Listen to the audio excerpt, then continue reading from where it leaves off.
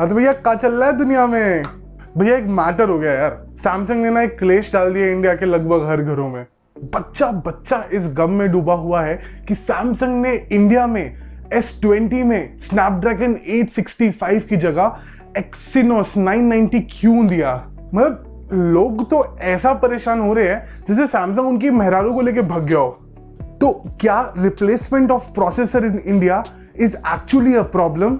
तो इसको समझने के लिए हम इन दोनों प्रोसेसर्स की परफॉर्मेंस को कंपेयर करते हैं। तो दोस्तों, AnTuTu बेंचमार्क की रिपोर्ट में सैमसंग S20 में एक्सिनोस 990 प्रोसेसर का स्कोर आया है 5,16,000 के आसपास, और वहीं स्नैपड्रैगन 865 प्रोसेसर का स्कोर आया है 5,40,000 के आसपास। तो जो नंबर्स का रट्टा मार के डिबेट करने वाली लॉबी है, उनकी तो सांस ही बंद हो गई है। लेकिन हम किसी भी कंक्लूजन पे जंप करने से पहले थोड़ा और एनालिसिस करेंगे। आप में से जिनको AnTuTu स्कोर के बारे में नहीं पता, उनको मैं तुरंत बता दूं कि AnTuTu स्कोर एक स्कोर है, ये जितना ज्यादा हो उतना फोन की परफॉर्मेंस बेटर होती है। AnTuTu स्कोर कुछ स्कोर्स के एडिशन से बनता है, जैसे कि एक फोन का GPU score, CPU score, user experience score और साथ में मेमोरी स्कोर। सबसे पहले GPU की बात करें तो हमारे केस में S20 के दोनों वेरिएंट्स का GPU स्कोर लगभग बराबर है। मुझ जैसे थोड़े कम ज्ञानी लोगों के लिए जो GPU होता है ये आपके फोन के ग्राफिक्स को हैंडल करता है, और GPU स्कोर जितना ज्यादा उतना बेटर। तो GPU स्कोर की ही बात पे एक भाई साहब ने हमको मैसेज करके पूछा कि क्या इस पे PUBG चलेगा।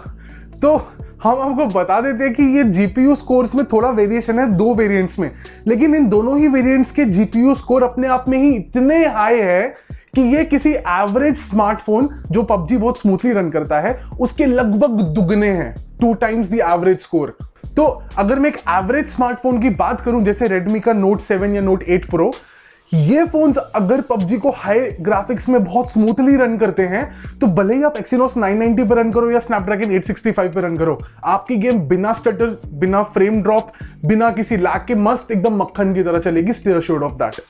बाकी AnTuTu के ज्ञानी लोगों ने ये बोला है कि ये जो छोटे मोटे इश्यूज है, जो स्कोर के डिफरेंसेस है, ये आराम से कवर हो सकते हैं एक फर्मवेयर अपडेट या एक सॉफ्टवेयर अपडेट कह लो उससे। अब बिना टाइम खोटी के जल्दी से एक बार हम दोनों प्रोसेसर्स को एक ब्रीफली कंपेयर कर लेते हैं। देखो, दोनों ही ऑक्टा-कोर प्रोसेसर्स है, 2.8 गीगाहर्ट्ज के आसपास रन करते हैं। मतलब इस लेवल पे there is no difference in both of them. दोनों ही प्रोसेसर्स 4K डिस्प्ले को सपोर्ट करते हैं। यहाँ पे Snapdragon 865 has a minor edge, क्योंकि वो 144 हर्ट्ज के रिफ्रेश रेट के स्मार्टफोन्स को भी सपोर्ट करता है। 144 हर्ट्ज का जो स्मार्टफोन डिस्प्ले है ये इतना कॉमन नहीं है, मतलब बहुत ही कम किसी फोन में अगर होगा, बहुत ही रेयर है ये। So you don't expect this to be a drawback.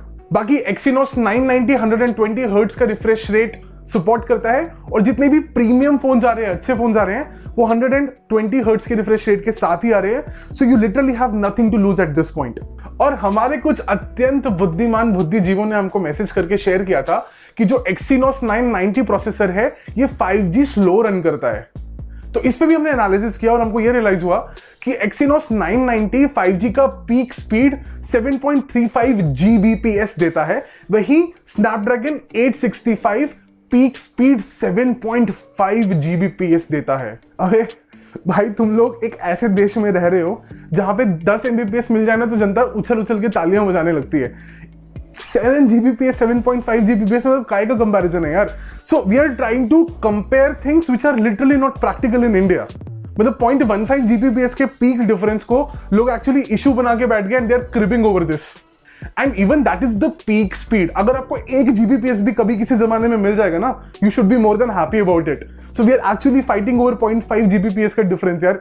This actually doesn't make sense. बाकी जिस हिसाब से इंडिया में 5G के इंफ्रास्ट्रक्चर को डेवलप करने की बात चल रही है और जो डेवलपमेंट हो रहा है, उससे मेरे को ये लगता है कि ये लोग अपनी सरकार से बहुत ज्यादा उम्मीद लगा के बैठे हुए हैं।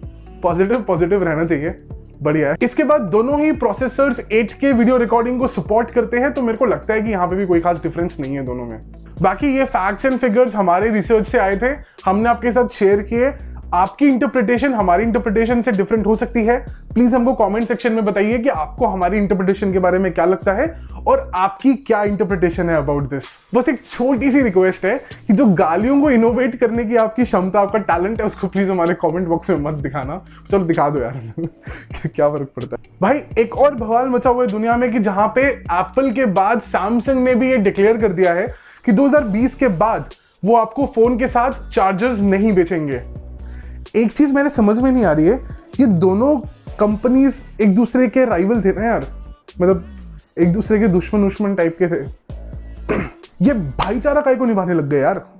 मतलब अपने अपने कैरेक्टर में रहो यार, एक दूसरे से लड़ाई करो, मतलब उससे कंज्यूमर्स का फायदा हो, हम जैसे एक कंपटीशन में लगे रहो यार। ये कहाँ भाई बंधु वाली बातें कर रहे हो भाई। जिस हिसाब से ये सब चल रहा है उससे वो टाइम दूर नहीं है जब सैमसंग तुमको बोलेगा कि हम स्क्रीन नहीं बेचेंगे, तुमको जहां मर्जी से खरीदना है खरीद लो, हम तो स्क्रीन नहीं बेच रहे।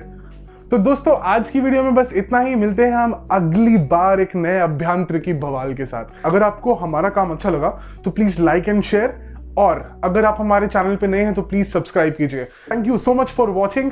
मिलते हैं एक नई वीडियो में छोटी छोटी मगर मतलब तकनीकी बातों के साथ।